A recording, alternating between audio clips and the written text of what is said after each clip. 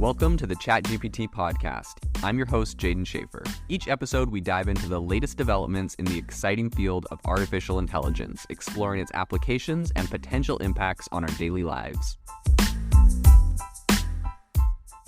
Have you ever wanted to start your own podcast? I record and publish podcasts on a platform called Spotify for Podcasters, and I absolutely love it. Essentially, you can upload from your phone or computer, and it distributes to every platform that plays podcasts. They support video podcasts, and you can make money on the platform with ads or even podcast subscriptions, something that has made my life so much easier as a podcaster. So if you're interested, I highly recommend you give it a try. You can download the Spotify for Podcast app, or go to spotify.com/podcasters to get started on your podcast today. Today's episode is brought to you by Self-Pause, which is an AI life coach that I absolutely love. Self-Pause allows you to go and have a conversation around anything that you're trying to achieve. It helps you set goals. It helps you build positive habits, eliminate limiting beliefs. It's essentially just your personal coach for anything that you're trying to focus on in life. The best AI life coach. You need to check them out. Go download the app. This is something that seriously can change your mindset, and I am a massive believer in mindset. I know that if you change your mindset, you can accomplish anything you want to. So go download the Self-Pause app today, iOS and Android. This is something you absolutely need to get. I was recently listening to a podcast, and the host on there were talking about, if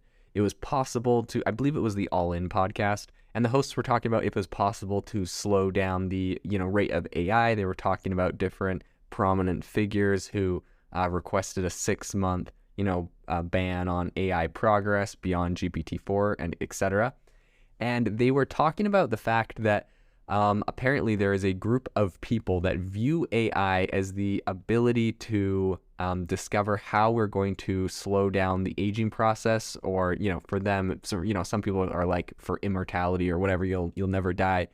But in any case, there's this group of people that believe in that, and because of that, they are predominant big players in the industry, and they're not going to let anything happen to slow down AI because they kind of view it as their, ticket to, live forever or slow down aging forever, essentially.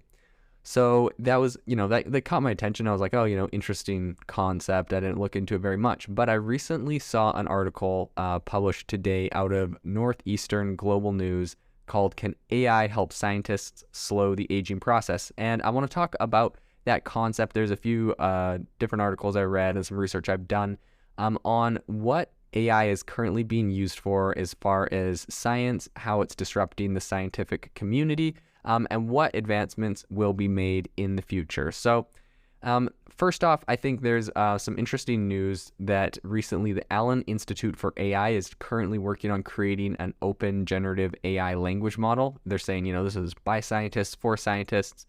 And something that I thought was pretty interesting about this is the fact that they are planning on releasing this, Science GPT or whatever it's going to be called in early 2024. And I think with all of the advancements that we see in AI and in technology right now, it's advancing so rapidly. I still think it is something that is, we're still on the very early cusp of. There was a recent report where they did a poll, and I think it found that about only 30% of American adults had heard of ChatGPT, and only 10% of adults had viewed ChatGPT as a reliable piece of information. So if only 10% view it as a reliable source of information, obviously there's a lot of work to be done, and we have a lot of disruption and innovation that's going to happen as that number gets larger and larger, and eventually, these things get good enough that 90 or 80% of people view this as a reliable source of information. That's going to enable massive disruption. Additionally, when 30% goes to 100% or 90% or 80% of adults that know what these AI tools are, ChatGPT and others, that is going to have massive disruption. And so I only bring that up to say, I believe that, while some people think like, oh man, ChatGPT came out, like if I want to get started in AI, I'm so far behind. There's all these massive companies doing these major things. I believe we are in the Wild West, the very, very early days. And, evident by that is the fact that the Seattle's Allen Institute for AI is not going to be releasing their new scientific LLM till early 2024. And I think we're going to, as this time next year, things will be completely different as AI has, I believe, will proliferate every industry and every field. As some of these industries that are kind of traditionally known for going slower, like science, come to fruition and some of these tools become big players there, I really think that we are going to start seeing the proliferation of AI into everything we do. And so it's pretty interesting. Essentially what they're doing with this tool right now is that they're going to be building it on 70 billion parameters of scientific data that they're able to create. They said that with the scientific community in mind, OLMO will be purpose-built to advance the science of language models. And the project apparently has a senior director who's a researcher at AI too, and they said that it will be the first language model specifically designed for scientific understanding and discovery. And I think that's really important because we have other models right now. This one specifically focuses on discovery, which is kind of the cash cow, right? These pharmaceutical companies, a lot of other companies want this kind of scientific discovery model that can help them to, create new compounds, new vaccines, new medicines that they can patent and make a lot of money from. So I think this is going to be a very lucrative field. I do think it's interesting, though, that just in general, when I think of like science, I do think of a lot of really rigorous testing and bureaucracy that kind of goes behind a lot of industries around that. And so it doesn't surprise me that this like tool is not slated to come out till early next year. Obviously, they're taking their time with it. They have a lot of interesting features, I guess they'll say. One of them is they're concerned by how much electricity ChatGPT used, so they said they're going to try to make it one of the greenest supercomputers in the world. They said that to produce something explicitly designed for scientists and researchers to engage with and learn from and use to create the next generation of safe, effective AI technologies. I really think that they're kind of focusing on a bigger picture. They're taking their time. They're being slower with it, and perhaps that's because of the industry they're in. And I wonder if, number one, they'll get beat by someone that goes faster, or if, number two, that's just the speed of this industry. And if so, what other industries are slower when it comes to these kind of adaptations? And so as we think like, oh my gosh, all this stuff is coming out and I'm getting left behind. In our Facebook group, I recently heard from someone who is in the construction industry. They weren't 100% sure what they were going to use ChatGPT for. But they were like, I know this is kind of the future of where everything's going, so I'm jumping in and learning everything I can about it. An industry like construction may be one that is slower to incorporate a lot of different AI techniques and tools and software, right? It's not like a super software-heavy industry per se. Obviously, there's a lot of construction software out there, but since that's not the nature of what the business is actually doing as a function.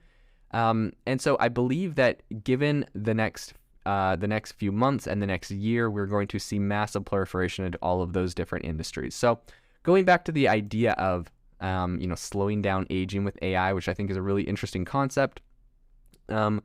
In a recent interview with some researchers and pharmaceutical companies that are kind of continuing this search of, using AI, there was a man by the name of Harian who said, I think aging is the emperor for all maladies. And he said that aging is the single biggest risk factor for developing any one of, a number of different diseases, including heart disease, Alzheimer's, cancer, and a number of different things.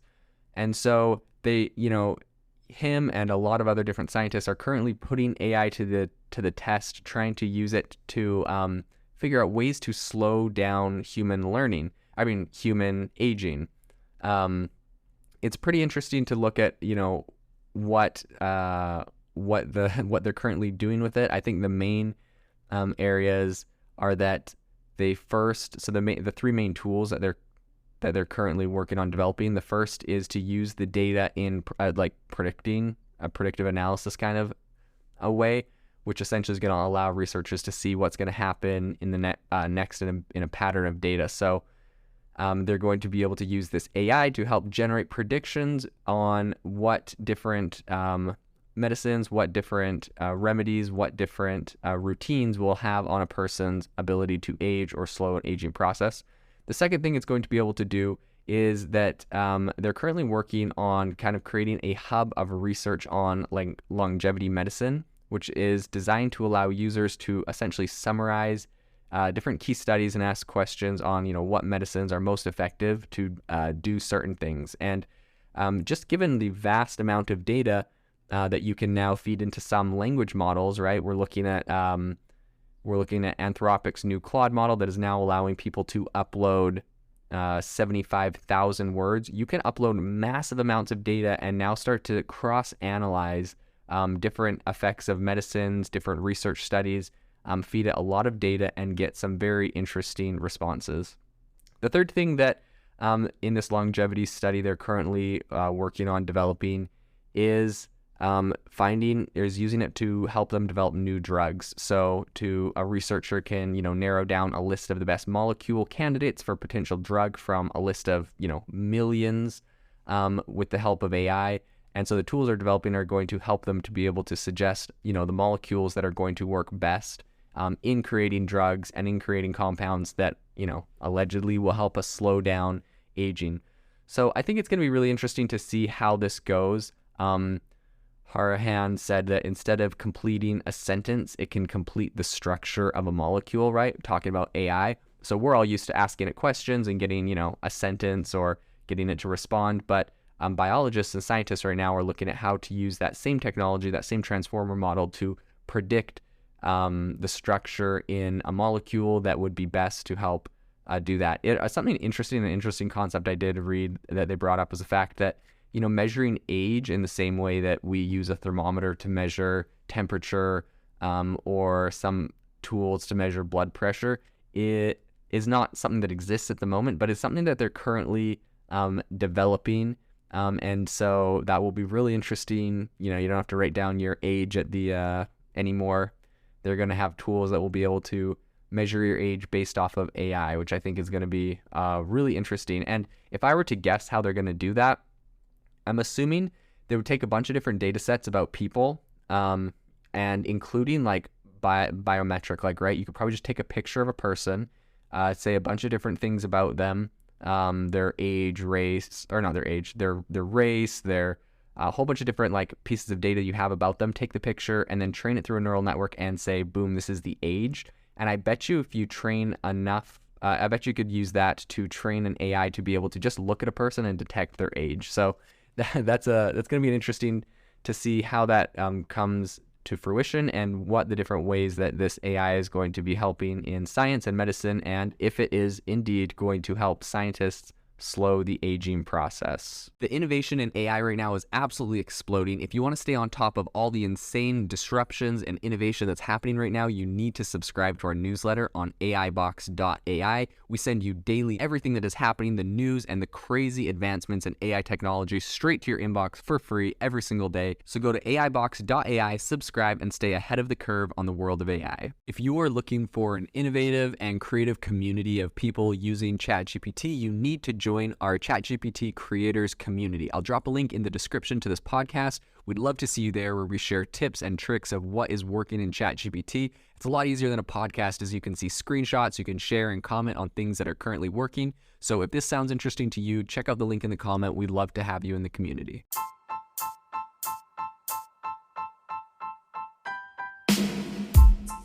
You've been listening to the ChatGPT podcast. Make sure to rate us wherever you listen to your podcasts and have a fantastic week.